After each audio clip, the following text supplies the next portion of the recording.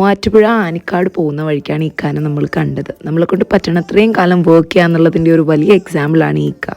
April 2nd 3rd ഞങ്ങളുടെ ലൈഫിലെ ഏറ്റവും ഇമ്പോർട്ടൻ്റ് ആയിട്ടുള്ള 2 ദിവസങ്ങളായിരുന്നു. അങ്ങനെ ഞങ്ങളുടെ പുതിയ സംരംഭത്തിൻ്റെ പാലുകാച്ചലായിരുന്നു. നമ്മളുടെ ഫാമിലി, ഞാൻ, എൻ്റെ അമ്മച്ചി, അത്തച്ചി, അസ്ലം, നമ്മൾ 4 പേരും ഒരു ടീമാണ്.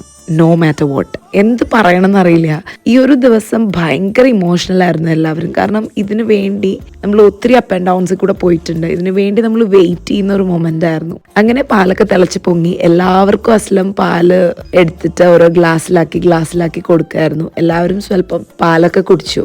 എല്ലാ കാര്യത്തിനും അങ്ങോട്ടും ഇങ്ങോട്ടും സപ്പോർട്ട് ചെയ്ത്, പ്രത്യേകിച്ച് എൻ്റെ അമ്മച്ചിയൊക്കെ ഉള്ളതുകൊണ്ട് മാത്രമാണ് ഞാനൊക്കെ എക്സിസ്റ്റ് ചെയ്യുന്നതെന്ന് പോലും ഞാൻ വിചാരിച്ചിട്ടുണ്ട്. അതിനുശേഷം കൗണ്ടർ വന്നിട്ടുണ്ടായിരുന്നു. അപ്പോൾ അത് അത്യാവശ്യം നല്ല വെയിറ്റ് ഉണ്ടായിരുന്നുകൊണ്ട് കുറേ പേര് കൂടിയിട്ടാണ് പിടിച്ച് സെറ്റ് ചെയ്തിട്ടുണ്ടായിരുന്നത്. എല്ലാവർക്കും ചെറിയ ചെറിയ പരിക്കുകളൊക്കെ പറ്റി തന്നെ കാണിച്ചു തരാണ്. അത് കഴിഞ്ഞ് നമുക്ക് ടേബിൾസ് ഒക്കെ സെറ്റ് ചെയ്യാനുണ്ടായിരുന്നു. കറൻ്റ്ലി നമ്മൾ 60 സീറ്റ്സ് ആണ് നമുക്ക് ഉള്ളത്. പിന്നെ എല്ലാം സെറ്റ് ചെയ്യുക, കുറച്ചധികം പരിപാടികൾ നമുക്ക് ഉണ്ടായിരുന്നു. അങ്ങനെ April 3rd നമ്മളുടെ എല്ലാം സ്റ്റാർട്ട് ചെയ്യുന്നൊരു ദിവസം. അസ്ല എല്ലാവർക്കും ലഡു വിതരണം ചെയ്യാണ്. ഞാനും അമ്മച്ചി, അത്തച്ചി, അസ്ലം വൈറ്റാണ് ഇട്ടിട്ടുണ്ടായിരുന്നത്. നമ്മുടെ ഫാമിലിയിൽ നിന്ന് തന്നെ എല്ലാവരും വന്നിട്ടുണ്ടായിരുന്നു അന്നത്തെ ദിവസം. അങ്ങനെ എല്ലാവരും ഫുഡൊക്കെ കഴിക്കാനായിട്ടിരുന്നു.